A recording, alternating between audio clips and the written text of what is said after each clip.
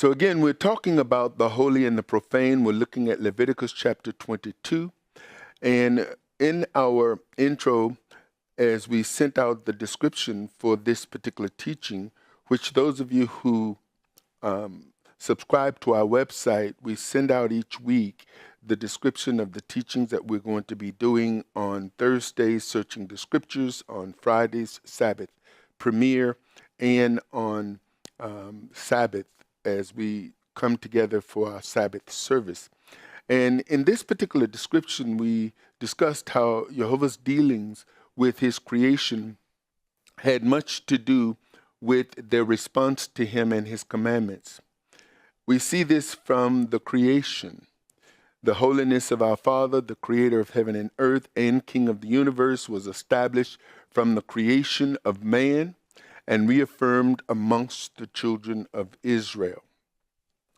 To guarantee, honor, and keep the presence of the Most High in their midst and in our midst, the people of Israel and us and the priests were to be holy and not profane or defile themselves. In this portion of Leviticus, we're going to look at YeHoVaH's instructions concerning the people and the priests and how they to maintain differences between that which is holy and that which is profane.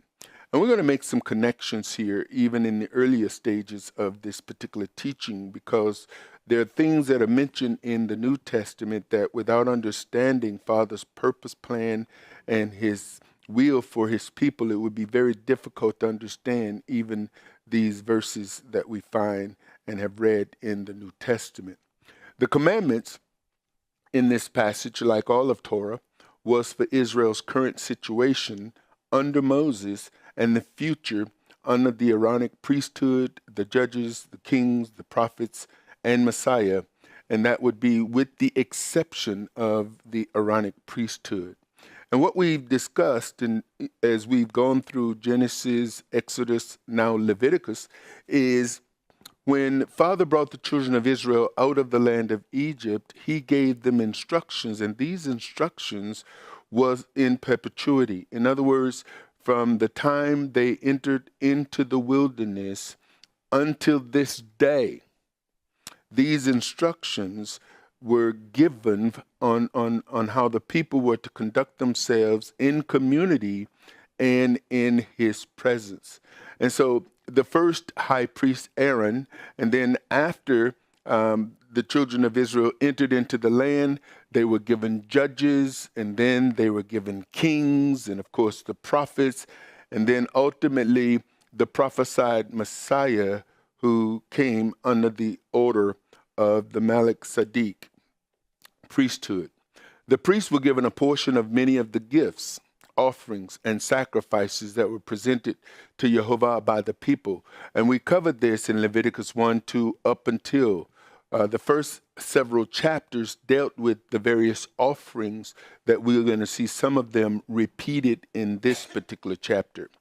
The people were as much required to uphold the standard of holiness as the priests. In fact, Father, before he established the priesthood among the children of Israel, let them know that he was calling them to be a kingdom of priests, a royal priesthood, that all of Israel was to be holy. And then he began to establish what that holiness was and how they were to conduct themselves as a holy people. And so Moses were responsible for teaching the people and the priests. Now, initially, Moses was the primary teacher for Israel. Father would give Moses the instructions while he was in the mountain. Moses would come down. He would share these instructions with the people. He would share the instructions with the priests. And so the people knew what the priest's responsibilities were. The priests knew what the people's responsibilities were. And the main difference between the priests and the people were the fact that the priests served in the tabernacle. But the responsibility of being holy was as much the people's responsibility as it was the priest's responsibility. And therefore, After Moses, the priests were responsible for teaching the people. Initially, Moses was the teacher. He taught the people, he taught the priests. And then after the death of Moses, under the leadership of Joshua, the priesthood continued. It was the priest's responsibility to teach the people. While Moses was alive, Moses spoke the commandments to the people. He spoke the commandments to Aaron. He spoke the commandments to the priests, and he instructed the priests as well as the people. Any father, any mother that had children, their responsibility was to teach the children the commands of YeHoVaH. And therefore, the parents were responsible for teaching their children all that Moses and the priests after him taught them from generation to generation until the people had access to the scriptures themselves. And for a long time, for the majority of Israel's life, they were responsible. Moses, and then the judges, and then, of course, under the tabernacle system and then the temple system, the people would come, they would hear the Torah being read, and when the Torah began to be produced for common people, for the prophets, then the people actually, those who could afford it, had access. And YeHoVaH spoke unto Aaron, saying, now wait a minute. Oh, what I did is I went back because in the previous statement, the people had the responsibility as well as the priests in order for them to understand what being holy and what meant to be profane. Moses instructed back in Leviticus chapter 10, he said, tell Aaron, do not drink wine, nor strong drink, thou nor your sons with thee, when you go into the tabernacle of the congregation. So there were certain ways that they were to come in, and there were certain ways they were not supposed to come in. They were not to be under any influence when they came to present the offerings or came into the tabernacle of the congregation.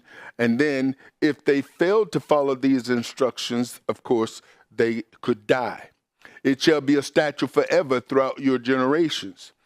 Verse 10 says in Leviticus 10, and that you may put differences between holy and unholy.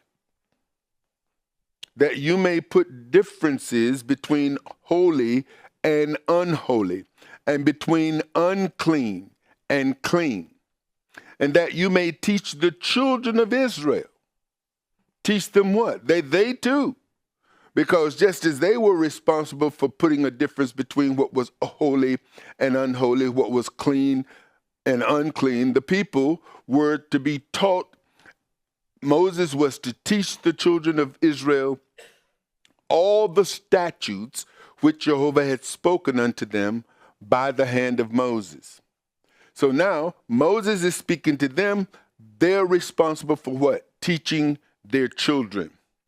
Distinguishing between holy and unholy and between unclean and clean is a common theme throughout the Bible from Genesis to Revelation.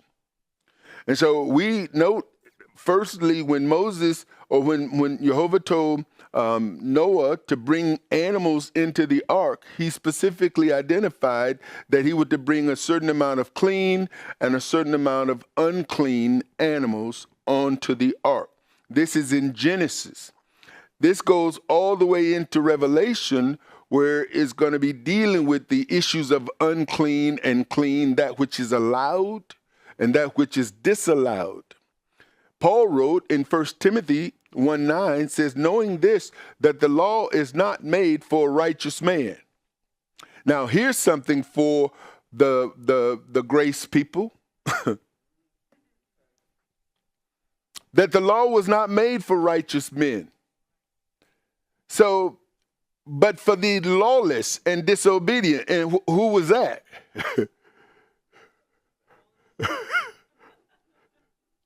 That's everybody. So, it's like, okay, unless you were righteous, you're not under the law. But for the lawless and disobedient, for the ungodly, and for the sinners, especially those who are saved by grace. I'm just putting that out there. You see what I'm saying? So if you are a sinner, or you were a sinner, or you're unrighteous and there's none righteous, as some would declare, then the law is for you, for unholy and profane. And here Paul uses this term, unholy and profane, for murderers of fathers and murderers of mothers, for manslayers. Wherefore come out from among them and do what? Be ye separate, says YeHoVaH. This is 2 Corinthians. First we read from Paul's writing to Timothy. Then in 2 Corinthians he says, come out from among them and be ye separate, saith YeHoVaH, and touch not the unclean thing. If you ask the average person today who reject the law, who don't know the law, who are not under the law, what does Paul mean saying touch not the unclean thing, and I will receive you? Many would not know what he's talking about, because it's very difficult to determine what is clean and unclean without studying the law. And if not touching the unclean and the clean was only for those under the law, then who's Paul writing to? And then in Ephesians 5:5, he says, for this you know that no whoremonger, nor unclean person. What's an unclean person? Nor covetous man who is an idolater hath any inheritance in the kingdom of Messiah and of Elohim. So if you don't know what an unclean person is, because, it's the only way to know is to know what the law says, what the commandments say. Many of the commands given to the priests in this chapter are similar to the commands given to the people previously in previous chapters. Verse 1, and YeHoVaH spoke unto Moses, saying, speak unto Aaron and to his sons, that they separate themselves from the holy things of the children of Israel, that they profane not my holy name in those things which they hallow unto me. I am YeHoVaH. So what is he instructing Moses to tell Aaron and his sons is that, listen, the people are going to set aside things for me. These things, I've instructed them in the previous chapters what to present to me, what's acceptable, what's not acceptable. And so when the people who are holy set aside these things for me, they are holy. And therefore, when they set them aside for me as holy, you make sure that you are holy in your dealing with them. If you're not holy when they bring the holy things to you, if you are profane, then you separate yourself, because you're not to come in contact with anything that is set aside for me in a state of profaneness. Basically, he's saying if you're defiled, if you're polluted, if you're desecrated, in other words, if you've come in contact with something that causes you to be profane, defiled, desecrated, then you are not to touch anything that is holy, because an unclean person would render that which is clean unclean.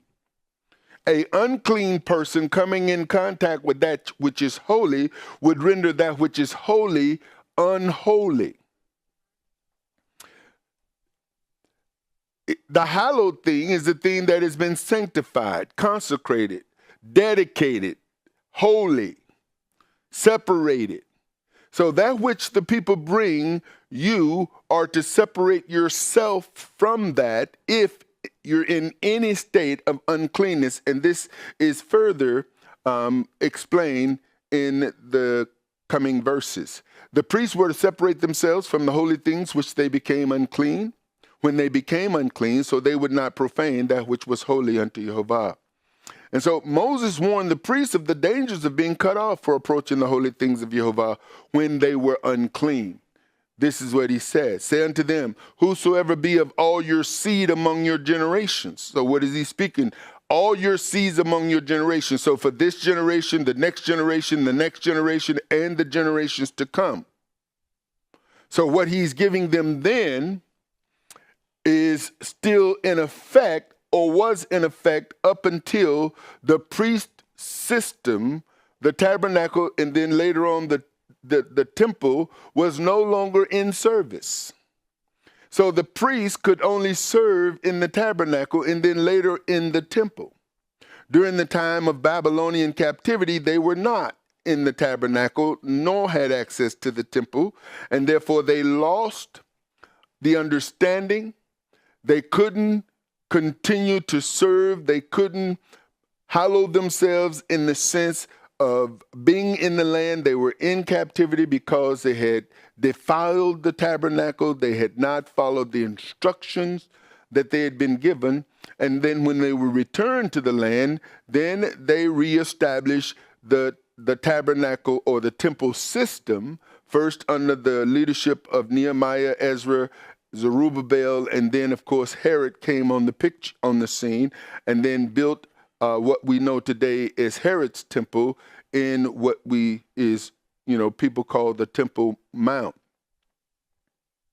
And so he's saying, whoever be of all your seed among your generations that goeth unto the holy things which the children of Israel hallow unto YeHoVaH, having his uncleanness upon him, that soul shall be cut off from my presence. I am YeHoVaH. So when you think about what is happening here, is that the priests had to constantly be monitoring what they came in contact with. This is a 24/7 job. From the time they wake up until the time they go to sleep. If they woke up and they were unclean, then even if it was their day of service, they had to restrain from service. And often, I would dare say, if they were assigned for service, then they had to show up for duty. Unless, of course, they had been defiled. The only excuse for not being ready to serve is they were not in a condition to serve. So if they came in contact with somebody who was unclean, if they came in contact with anything that was unclean, if for whatever reason, and they would know if they have to serve, then if they were married, they would not come at their wives because it was their time to serve. They would restrain even from intimacy with their spouse. It says, if he has his uncleanness upon him, he cannot go into the holy things. He could not goeth unto the holy things, and he couldn't handle that which had been presented. The following list of uncleanness included skin disease or leprosy, bodily discharges, issues of blood, and any type of other discharge, whether it be something coming out of the skin or something coming out of, the exits of the body, whatever that may be. Contact with the dead body or dead things, unclean things. Seminal discharge. That would include, of course, intercourse. Touching unclean things, coming in contact with any unclean person. And we noticed last week that when we were dealing with chapter number 21, that there were certain priests' conditions, if they were deformed in any kind of way, they were not allowed to serve anyway. But if one who is not came in contact with anything that would render them unclean, then they would be relieved of duty until they were clean again. They couldn't even eat that which had been apportioned to them. Why? Because it was holy. When that which had been given, that which had been provided, that which had been sacrificed, and the priest's portion had been removed from that and allotted to the priest, they had to eat that in a clean state. The uncleanness, according to the next verse, lasts until evening and after bathing in water. Verse 6, The soul which had touched any such shall be unclean to when? Until even, and shall not eat of the holy things, unless he wash his flesh with water. So even when the evening come, he still can't eat until he has washed his flesh with water. And when the sun is down, he shall be clean, and shall afterwards eat of the holy things, because it is his food. In other words, when the priest ate from the altar, that which had presented. Talked a little bit about that last week, as Paul talked about how the priests received their food from the altar, and likewise, those who have been called to service, they should also, the ministry should care for them, just like the altar and the service of the priest cared for the priest. The priests were not to eat of that which dieth of itself, or is killed by another beast. Verse 8, that which dieth of itself, or is torn with beasts, he shall not eat, to defile himself therewith. I am YeHoVaH. Failure to comply with these commands by a priest resulted in death.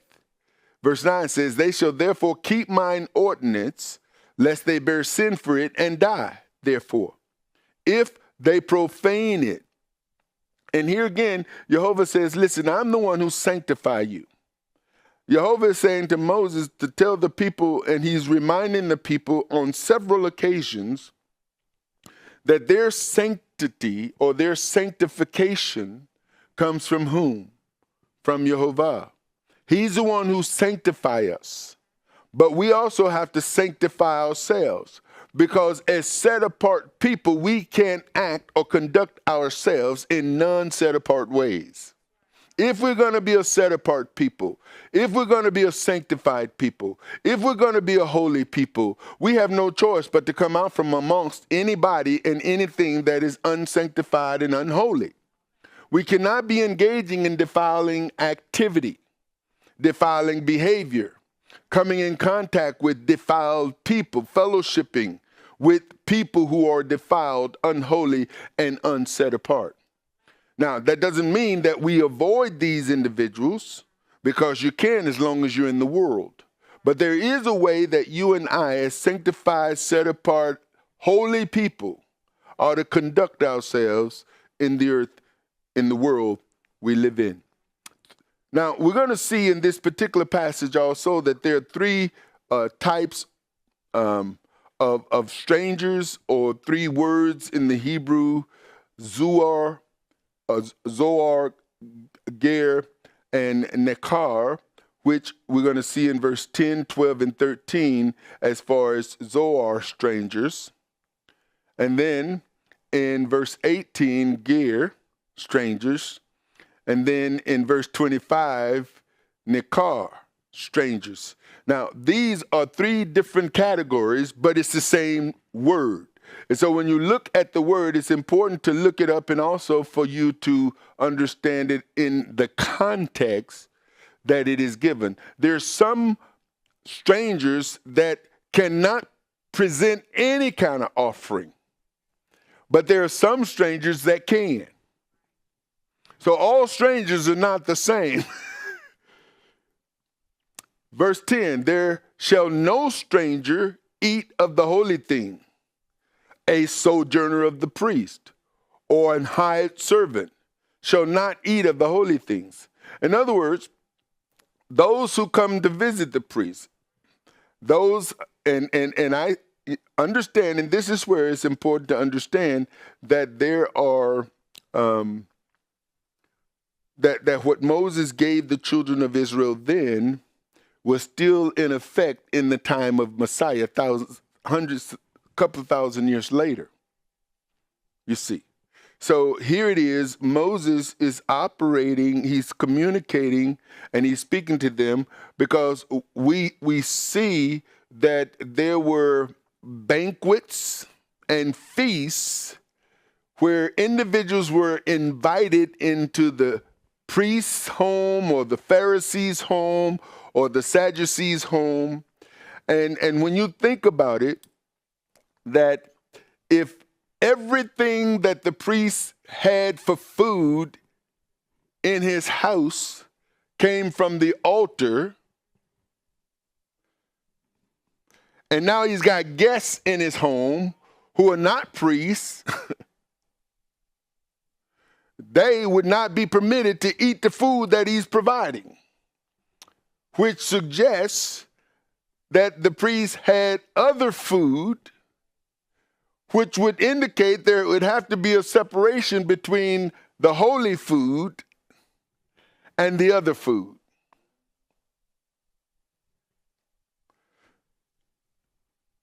If the priest had guests, they could not eat from the food that had been presented on the altar and the portion of it given to the priest. If the priest had servants that he paid money to for their service, they could not eat it. These are strangers, a sojourner. And the first time I see these two words used together is in reference to Abraham. Abraham was a stranger and a sojourner among the people when he came into the land of Canaan. He was not a part of them, but he lived among them. And so there are people who will live among you that are not a part of you. You see, they didn't have access. This stranger is Zoar, to be strange, to be a stranger, and even one who become estranged. The usage, stranger, estranged, and so on. A sojourner of the priest could be a hired servant. Could be a hired servant, not hold. The slave of the priest and family members of the priest could eat of the holy things with certain restrictions. Now, if the priest bought a slave with his money, what we saw with Abraham, and we saw when Father initially gave the children of Israel those commands at Mount Sinai, Abraham, it seems to indicate that the people in his house, because he taught them his laws, the laws of YeHoVaH, the statutes, the ordinances, and commands, that the hired servant, the slaves, Abraham's servants, he first circumcised all of them. It's not as if Abraham hired folks, paid them a salary, they came in and worked. It seems as if all of Abraham's servants were either bought with money or born in his house. They were treated like family. If you remember when Father gave the instructions to the children of Israel on Mount Sinai, he says, listen, on the Sabbath day, you, your sons, your daughters, your men servants, your female servants, your animals, everybody rests. And so we see that the commands involved the servants, the slaves.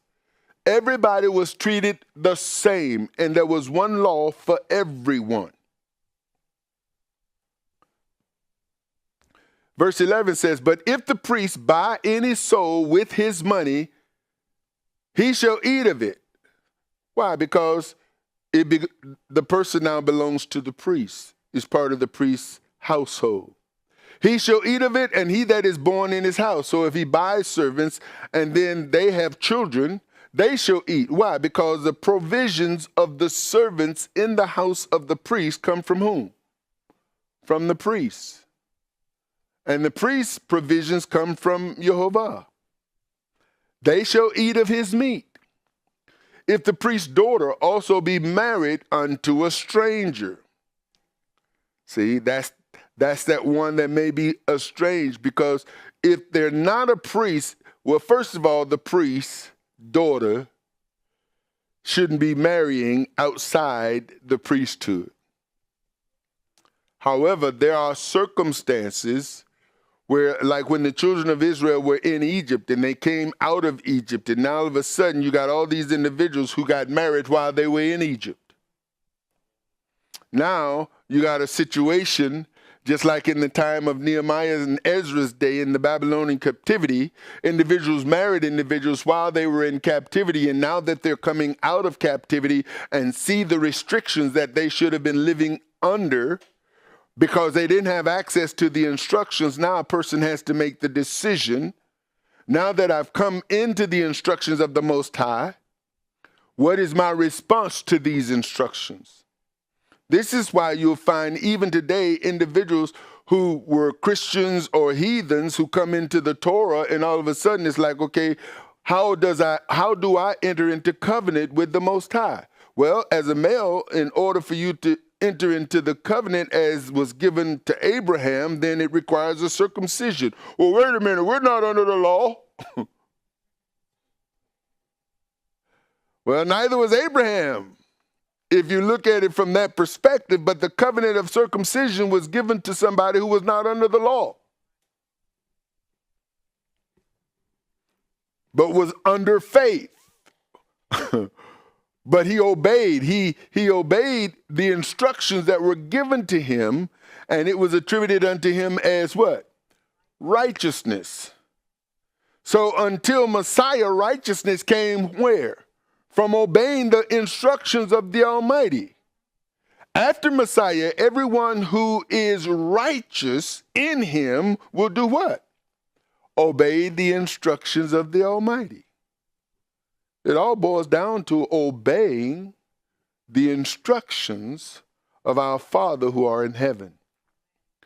But if the priest's daughter be a widow or divorced, it's like the priest's daughter now who was married to a stranger says, hey, I shouldn't have been married to the stranger. Because the instructions don't change because of the circumstance you were in. You may say, well, hey, man, I wasn't saved. I didn't know about all this stuff. Well, you know now. So what's your response going to be to it? But if the priest's daughter be a widow or divorced and have no child, and is returned unto her father's house, as in her youth, she shall eat of her father's meat, but there shall no stranger eat thereof. So if the priest's daughter marries a stranger who is not a priest, then she does not have access to the house, to the food of the priest.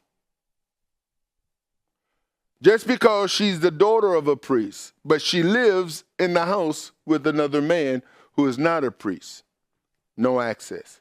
If that man dies, if there is a divorce, and they have no child, because if they have a child, that would make her a widow with a child by a stranger.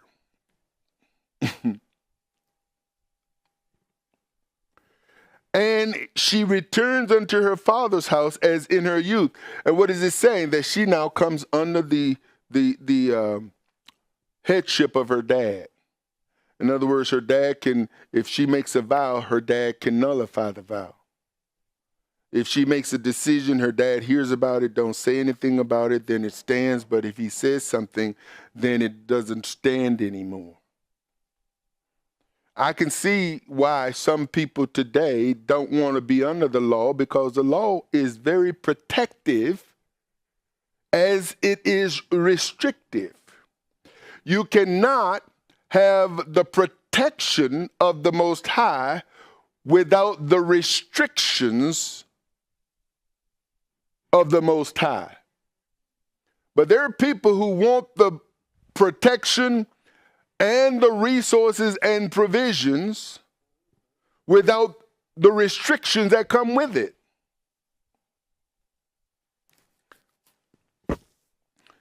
And in modern day terms, that would be under the guise of insanity.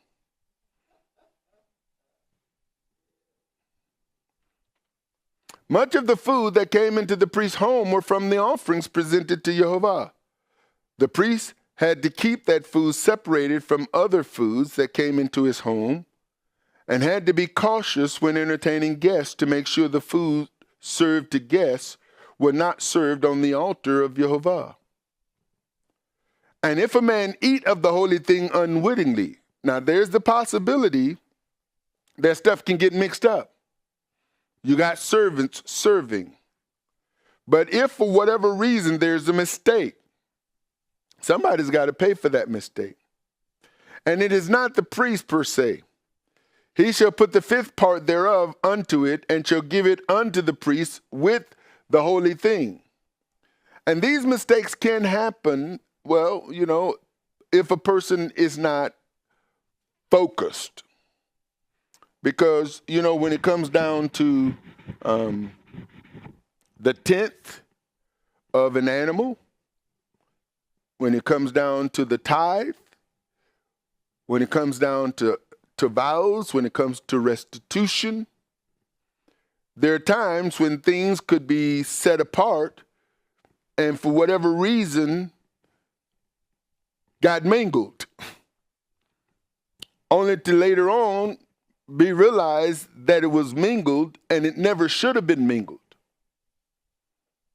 And now that the mistake has been identified, the response is because you weren't paying attention, because you weren't focused, because you didn't hallow it and go follow through with the hallowing process to make sure it didn't get mingled, then here's a fifth part that has to be added. And hopefully this fifth part being added would be a motivation not to allow this to happen again. Verse 15, and they shall not profane the holy things of the children of Israel, which they offer unto YeHoVaH, or suffer them to bear the iniquity of trespass when they eat their holy things, for I, YeHoVaH, do sanctify them. And so here again, he reminds them, I'm the one who set you apart. I'm the one who sanctifies you, that makes you holy. Much of what is presented in the following passages are repeats of the instructions given in previous chapters. Verse 17, and YeHoVaH spoke unto Moses, saying, speak unto Aaron and to his sons, and unto all the children of Israel, and say unto them, whatsoever be of the house of Israel, or of the strangers in Israel. Now here's another stranger that will offer his oblation for all his vows. So this stranger now can offer an oblation for vows, free will offerings, which they will offer unto YeHoVaH for a burnt offering. So this is one who is permitted, a stranger who is permitted. This stranger is a ger, one who sojourns, one who lives among. This is a temporary inhabitant, a newcomer lacking inherited rights, of foreigners through conceded rights. So this is one who has made the decision that they're going to live among the children of Israel and acknowledge the Most High. Now, there's going to be another stranger who is going to want to present offerings to the Most High, but who may also have other gods.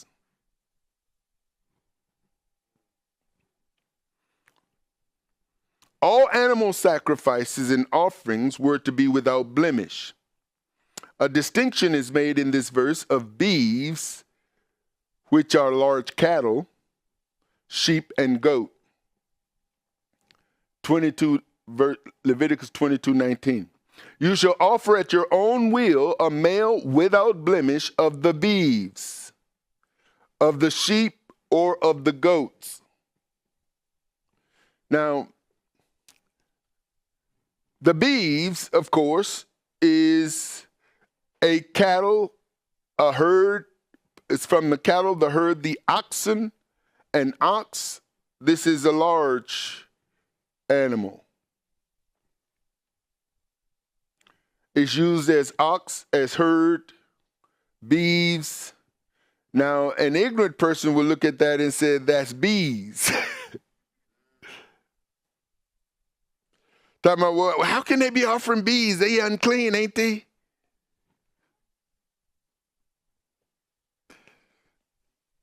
But it's not that kind of bee. Verse 20, but whatsoever hath a blemish, that shall you not offer, for it shall not be acceptable for you.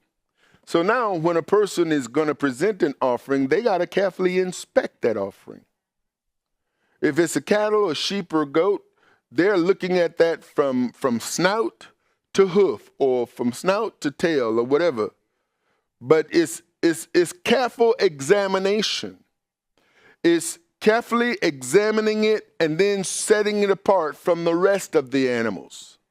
Because this animal now becomes special because it is set apart for the Most High. It has to be without blemish. It is to be perfect. It can't be blind, it can't be broken, it can't be maimed or having a wind or scurvy or scabbed. You shall not offer these unto YeHoVaH, nor make an offering by fire of them upon the altar unto YeHoVaH. Either a bullock or a lamb that hath anything superfluous or lacking in his parts, that mayest thou offer for a freewill offering, but for a vow it shall not be accepted. And so Father is making clear distinction between what is accepted, what can't be accepted, with restrictions on certain things for certain things. You shall not offer unto YeHoVaH that which is bruised or crushed or broken or cut, neither shall you make any offering thereof in your land. And so again, Father is very meticulous, very specific in what it is that is acceptable and what is not acceptable from his people. A stranger's offering was unacceptable. The offering was corrupted by the offerer. He says in verse 25, neither from a stranger's hand shall you offer the bread of your God or of any of these, because their corruption is in them, and blemishes be in them.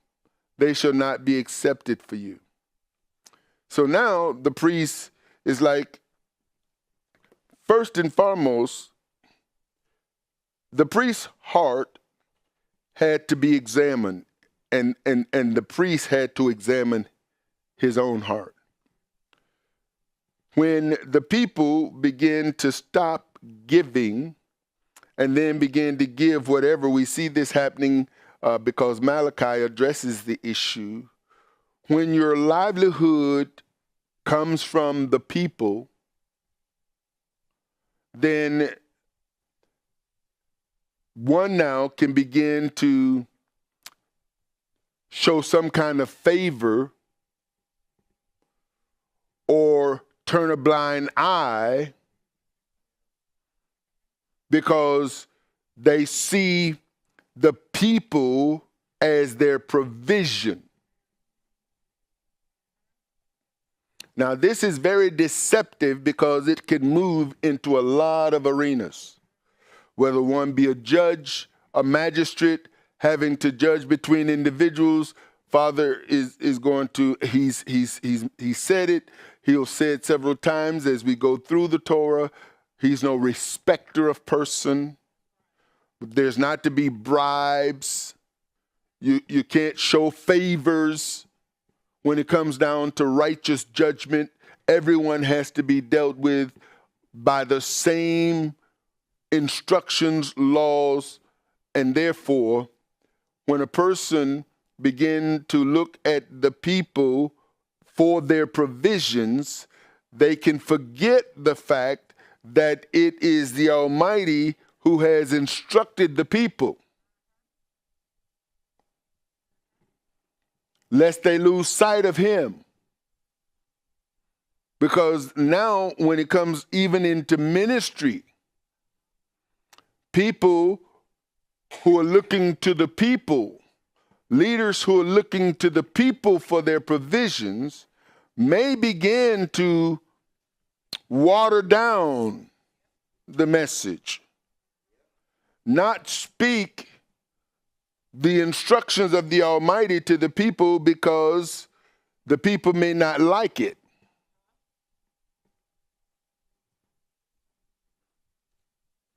They may turn their eye and begin to, look at the resources that the people bring and not necessarily deal with the people who are bringing the resources. When that happens, the people are in trouble and the ministers are in trouble. The ministers are responsible for teaching the people. The priests were responsible for teaching the people the difference between what's clean and unclean, what is holy and unholy.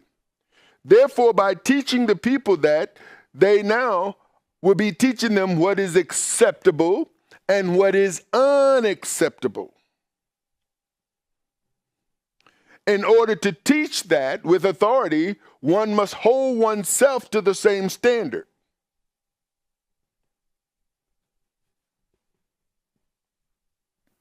So he says, neither from a stranger's hand. It's like, man, a stranger bring a whole herd of red heifers, flawless looking.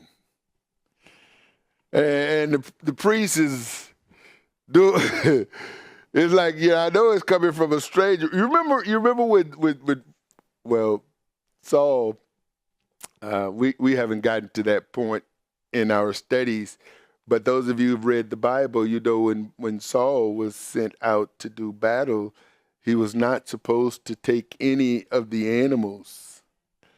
But he saw some perfect sacrifices out there. It's like, I know what the Lord said, you see, but I think he would appreciate, he would later find none meant none. Destroy everything meant destroy everything. Don't take the heathens' animals because, they may look all right on the outside. And this is why you can't really judge a book by its cover. People are looking at the outside to determine whether or not they like somebody or not. And they don't know what's on the inside. You see, you don't know what they did to them animals while they were in their possession. You understand what I'm saying? You don't know what that person's been through. You don't know the stuff that individual is suffering from. Yeah, they look good on the outside, but now that you done got connected and then you begin to see all of the filth on the inside. He's saying, neither from a stranger's hand. It's not accepted for you. This stranger is Nikar. It's a foreign alien, a foreignist. That which is foreign, a foreign god. And here's one of those where it seems to be indicating that this stranger is referencing someone who may serve other gods. It's not uncommon because, people can say, well, money is neutral. I'm sure some of you all have probably heard stuff like that. And in a lot of ways, money is neutral. There's no question about it. But there is blood money. There is dirty money. There is, I remember I had this fella, he was a pimp. He prostituted women or he had women who prostituted themselves. And believe it or not, some of the worst criminals out there have some warped sense of fear of God. Somehow they can justify their behavior, but when it comes down to the things of God, it's like, I can't bust up the priest. I can't. I can rob all around the church, but I can't go in the house of God and start taking stuff. It's like, I don't want God to be mad at me. It's all right if I stole from the neighbor of the priest, whatever. But there are people who have this warped sense. I remember, as I've shared before, for some reason my parents convinced me that God lived at the church. That's God's house right there. You know what I'm saying? That's the house of God. It's like, as a young person, a house of God is no different than the principal's house, in the sense that house belonged to the principal. The principal stay there. The sheriff's house is over there. The chief of police house is over there. And there's God's house. Yeah, that's how you kind of hear things. So when you get by God's house, you kind of straighten up a little bit. Because God in there, he watching what's going on around. He got cameras.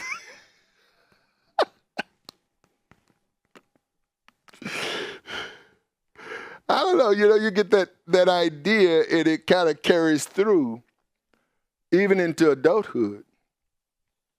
Because people think that as long as they're not in the house of God, God doesn't see what they're doing. Their behavior and their actions. As long as they're not in the church, as long as they don't bring that mess up into the church or bring that mess up into the house of God, it's like when you come into the house of God, you're at your best behavior. You leave all that arguing, all that fussing, all that cussing, and all that other stuff out. You can pick it up when you leave, but while you in here, you want to be at your best behavior. That's the mindset oftentimes that is established in children that they grow up in.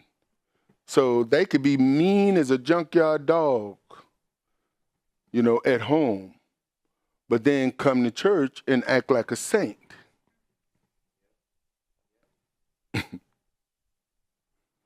Verse 26, and YeHoVaH spoke unto Moses, saying, now here he's saying an animal could only be offered from 8 days old after being with his mother for 7 days. Now, it's still, to me, a little young to offer an animal, but these are the restrictions.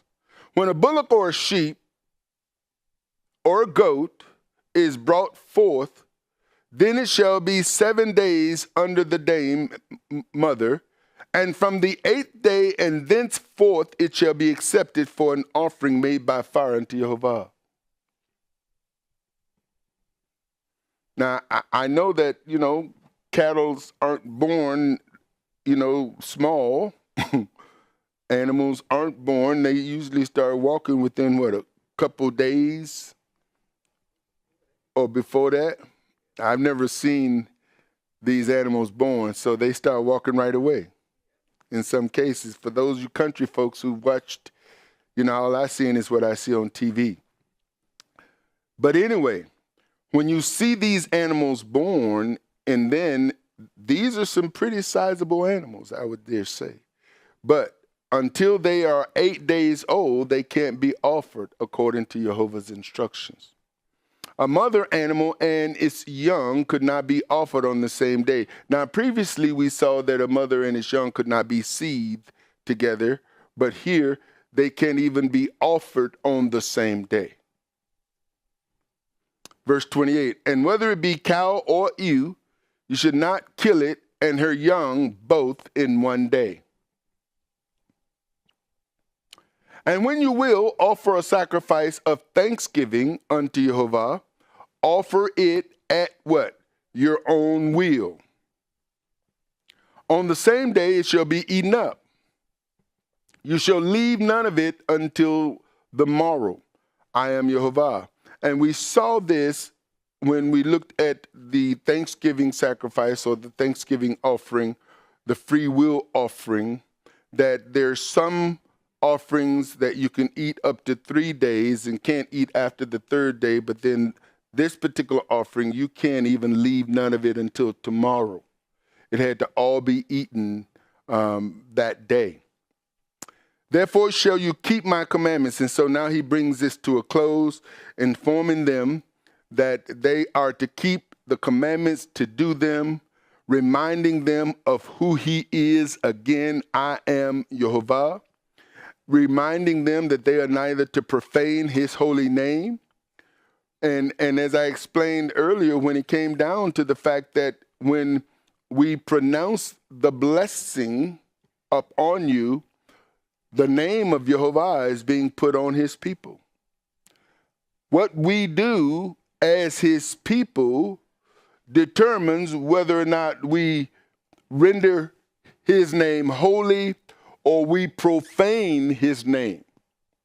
How I live, how I conduct myself, how you live and how you conduct yourself as his son or daughter called by his name being put on you through the blessing, should now cause you to see how you live and conduct yourself as one who bears his name.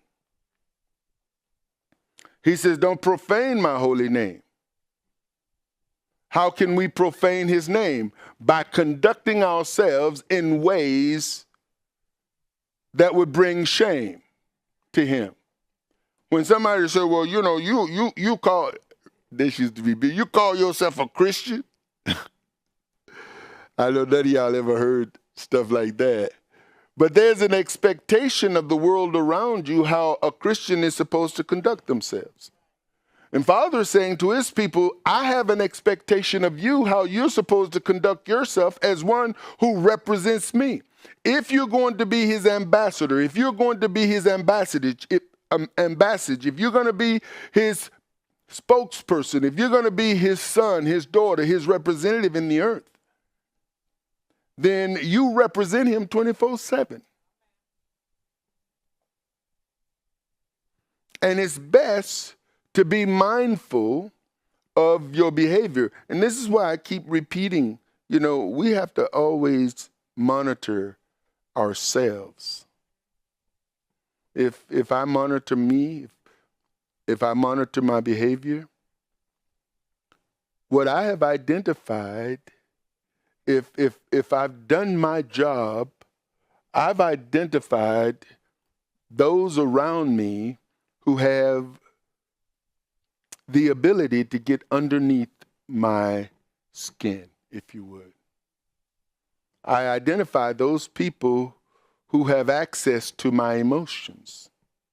Because I know this, as long as my emotions are intact and I'm operating out of logic, wisdom, knowledge, and understanding, then I'm going to maintain my temper. I'm going to maintain my tone. I'm going to choose my words carefully.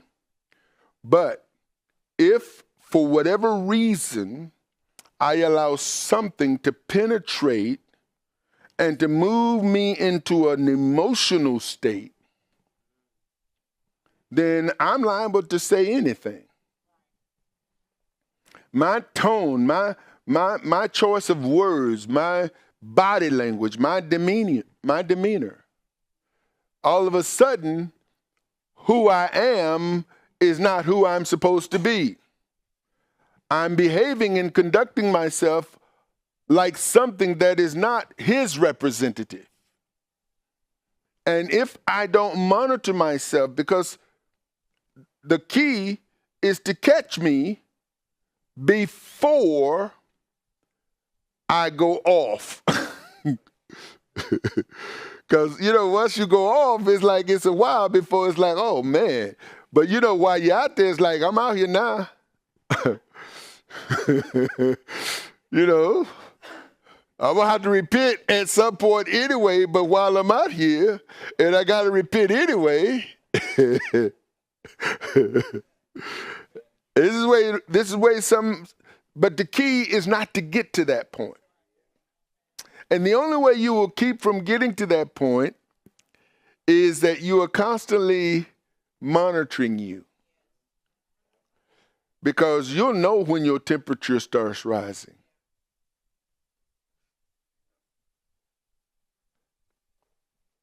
neither shall you profane my holy name. But I will be hallowed among the children of Israel. I'm YeHoVaH which hallow you. He's saying, listen, I'm hallowing you, now hallow me. I've sanctified you, and I've set you apart so that you could be holy. And as a holy people, the interaction between you and I is going to be a demonstration of reciprocation of holiness. There's an honoring of you by hallowing you, and there's an honoring of me by you being hallowed.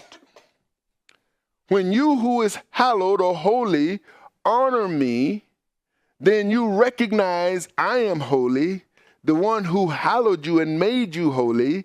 And when you come into my presence, you're going to come in my presence the way I've instructed you to. Let's say for some reason or another, you get out of that state of mind. This is where repentance comes in.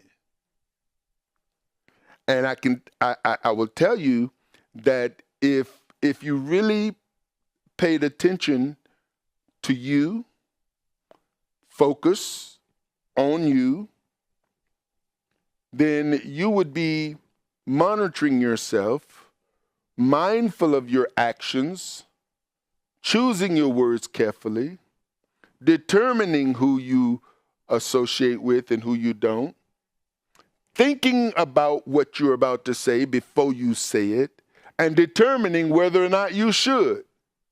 Thinking about your behavior and your actions and your response before you respond, and determining whether or not it's an appropriate response, and then managing yourself to the point to where you discern the appropriate response to whatever it is coming at you and respond appropriately. There's nothing wrong with being angry. There's nothing wrong with being bothered by something that has happened. There's nothing wrong with even having a indignation toward whatever it is that has come at you. There's no sin in being indignant. No sin in being angry. No sin in being bothered by something that is happening. But your response, you see, that's where the problem can be if you don't monitor yourself and then monitor your actions before you act, your words and choice of words before you choose to speak them. It says, I'm the one who hallowed you. I will be hallowed among the children of Israel. See, when Father says that, listen, I will be hallowed among the children of Israel, it's like, okay, well, here's what's going to happen if Israel don't hallow me. Its population is going to be decreased.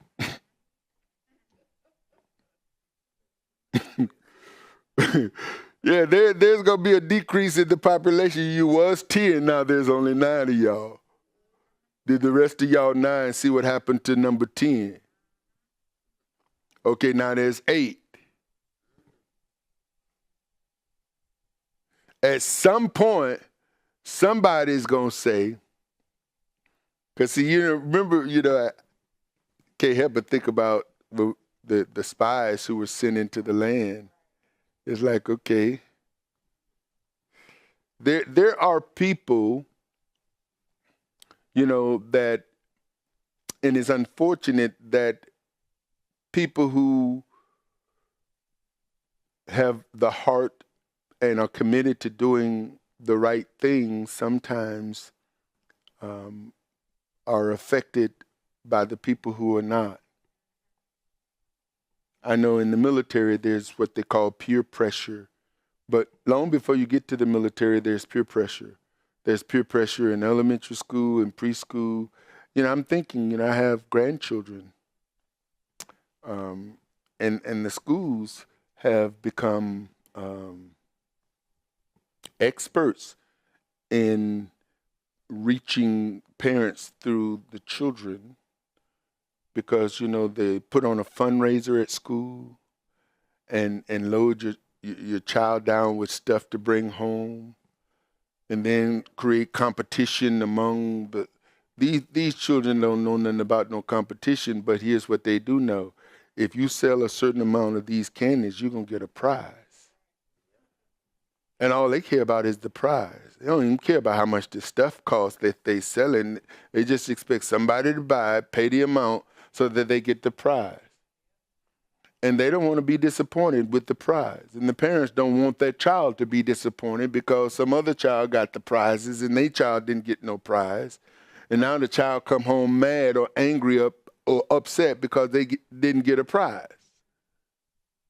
And now the parents got to deal with that child. And this goes on through every level. So this peer pressure is put on, and then don't let them get into sports or any form of competitive anything, whether it be in music, in sports, in academics, in debating, whatever the case may be. So that pressure is there. Then there's the group pressure. I remember being in boot camp, it's like, okay, that whole idea, some of y'all have heard about blanket parties where, somebody, because they didn't march right, kept all of us out there now for a couple of hours marching in the hot sun because you couldn't march like you're supposed to march. And now in the evening time, after everybody is tired, worn out, and it's time to go to bed, everybody is reminded that we were out there a couple extra hours because of him. Well, they might get a visit that night and wake up the next morning with hickeys. And I'm not talking about hickeys from kisses. I'm talking about hickeys from being covered in a blanket and beaten. They call that a blanket party.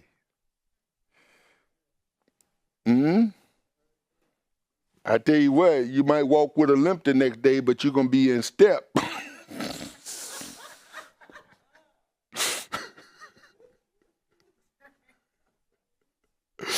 Oh, you got another party. Oh, yeah.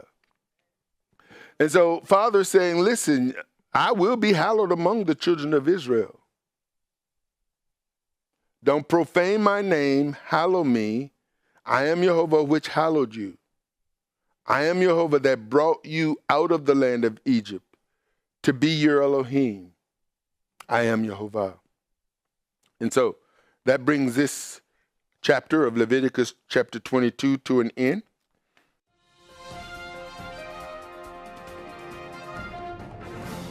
Shalom, saints.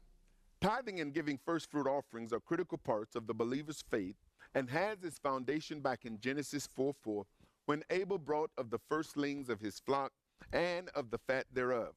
And YeHoVaH had respect unto Abel and to his offering.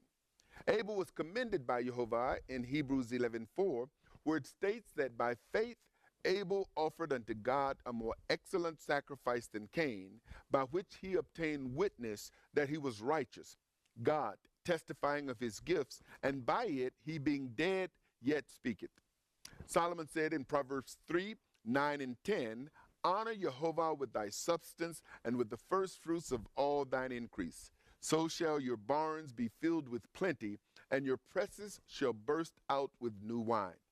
The prophet Malachi wrote in chapter 3, verse 11 and 12, to bring ye all the tithe into the storehouse, that there may be meat in mine house, and prove me now herewith, says YeHoVaH of hosts, if I will not open you the windows of heaven and pour you out a blessing, that there should not be room enough to receive it.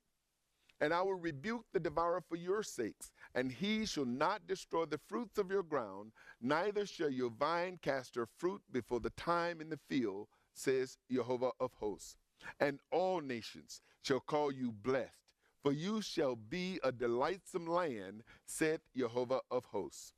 When we tithe and give offerings consistently in obedience to YeHoVaH's commandments, we can count on him to keep his promises to us and consistently meet all of our needs. It is our Father's desire to bless you. However, it begins with you and your act of obedience to tithe and give offerings. Do it today. Shalom. For more information, visit www.arthurbaileyministries.com or call 888-899-1479. House of Israel International Services is made possible through financial contributions from brothers and sisters like you. Thank you.